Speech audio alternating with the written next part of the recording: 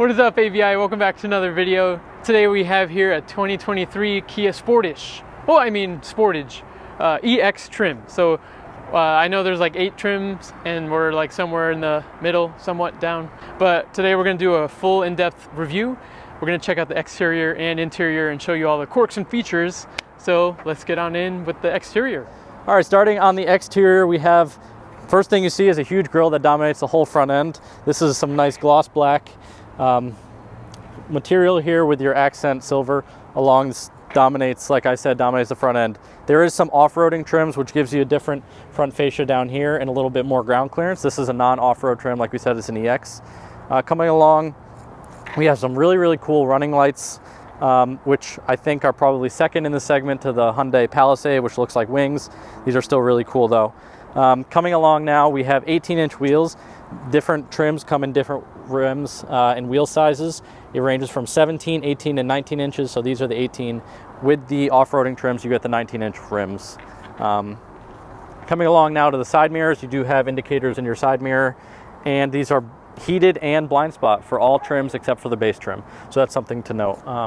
You follow along here, you have silver trim that runs all the way to the back with this patterned thing here, which is interesting. I kind of like it.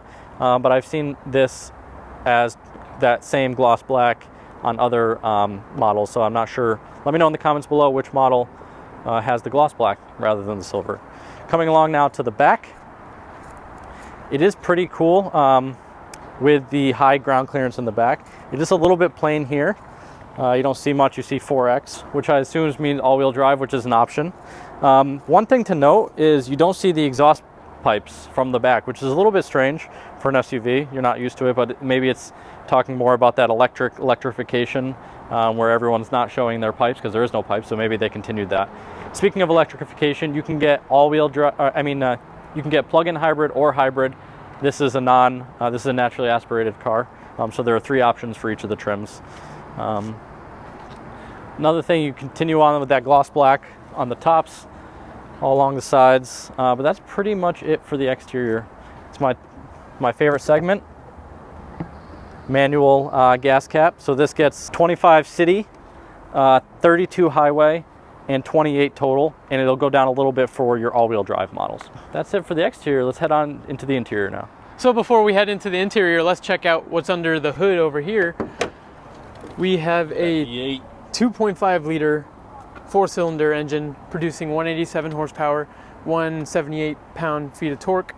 You can see has a nice tasteful engine cover. Doesn't tell you what kind of engine that is, so that's good if you're trying to hide that from people. And while we're here, we can mention that towing is about 2,500 pounds. This 4-cylinder can't obviously do too much, but it can do something. But just like that, we're gonna head into the interior. So yeah, as you can see, you're greeted by 2 horizontal screens.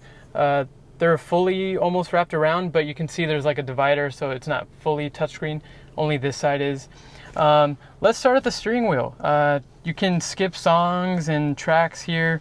You have your cruise control, and just overall, the steering wheel looks good. It's kind of like sunken in there, and it's nice and grippy with these thumb rests. No paddle shifters. You do have gloss black on the turn signals, which are really nice. Traction off, and electronic parking brake on your left side here, which is unusual. Never seen that before. So let's head over here on the center screen.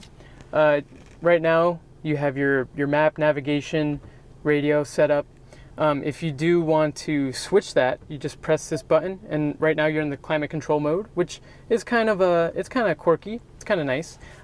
Downside is I did get confused earlier lowering down the volume and doing the temperature thing, so just keep that in mind, but I'm sure you'll get used to it. Touchscreen, by the way, so map, you can move it, so it's pretty nice. Down here you do have a 12-volt cigarette lighter, USB charging. Not sure what that light indicates, and a USB-C. And right underneath you have a wireless phone charger, which comes in handy nowadays.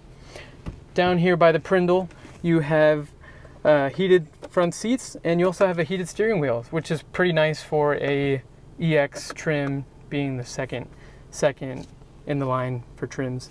Down here you have your drive modes: normal, sport, smart, and snow.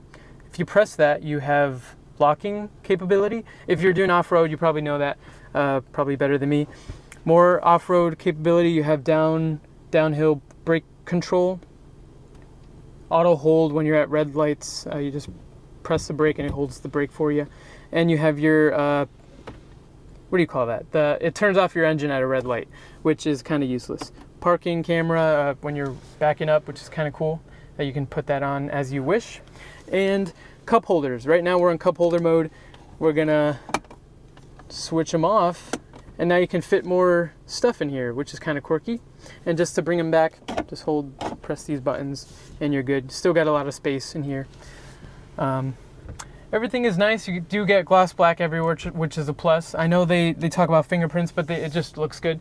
Up here, no sunroof, but panoramic sunroof options are available on the upper trims. Let's look down here on the the center console. You have a lot of storage in there, which is really nice. And yeah, just overall, you can't beat it with these newer Kias. They just look good. So now let's just head to the back seat. All right, so being in the back seat, there is a lot of stuff back here, surprisingly.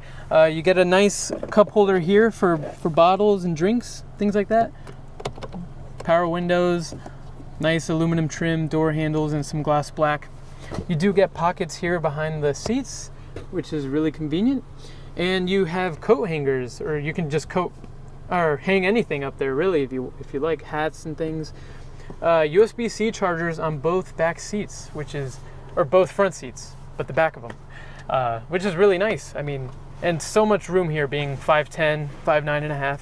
You get a lot of headroom, a lot of shoulder room, a lot of knee room for a mid-size SUV. And some storage down here for everything. You have a lower transmission tunnel. Usually these are like higher up, but it's on the lower side, which is good. And up here you have your poop handles and your coat hangers for some more. And you can actually adjust these seats using a lever back here. So right now I'm like fully extended. It's kind of crazy. Yeah, this car has a lot. And then right here in the center, of course, you're gonna have some storage and some cup holders, which is really nice. And while we're at it, we'll show you how the seat comes down. So you just pull that lever, and you have 60/40 splitting capability in the back seat, which is super nice if you gotta haul some longer items.